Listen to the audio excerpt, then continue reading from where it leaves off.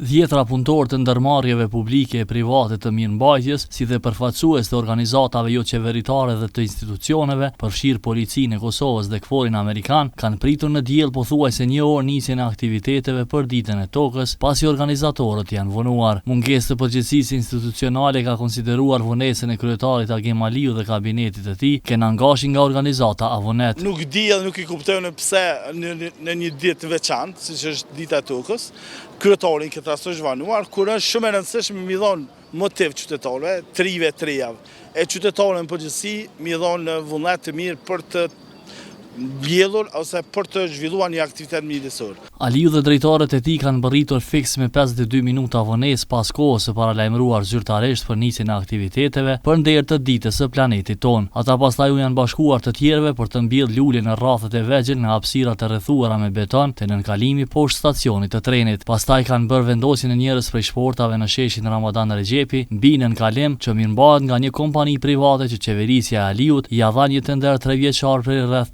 1.6 milion eurosh për mirëmbajtjen e hapësirave publike, edhe pse Feriza i ka 2 ndërmarrje publike, pastërtia e ambienti. Pjesëmarrësit kanë përshkuar në këmbë sheshin Ramadan Rexhepi, ku pak pa nisur ceremonia është pastruar bifurkacioni artificial, duke vazhduar pastaj para xhamisë dhe kishës, ku gjithashtu kanë mbjell lule. Pjesëmarrësit pas mëdyshjeve fillestare që të shkonin në këmbë deri te palestra e sporteve apo me makina, në ditën e tokës ndan mendjen që të përdornin mjetet me djegje ndotëse. Para palestrës Bill Clinton bashkë me përfaqësues të KFOR-it Amerikan, Aliu ka mbjell këtë pish, derisa drejtori i shërbimeve publike ka thënë se komuna bashkë me kryesitë e fshatrave dhe shkollat kanë organizuar aktivitete të ndryshme pastrimi. Disa ditë më parë në mediat sociale, Avni Nuha nga neredhimja e epërme ka postuar disa fotografi të deponive ilegale përgjatë rrugëve të këtij fshati malor. Saidi ka thënë se drejtoria e tij ka një plan veprimi për pastrimin e të gjitha deponive ilegale. Nëse drejtoria do të kemi një plan të paraportojmë se çu do të menaxhojmë do të punojmë me to, prej muajit tash do të vazhdojmë të ikim të gjitha deponitë që janë ilegale.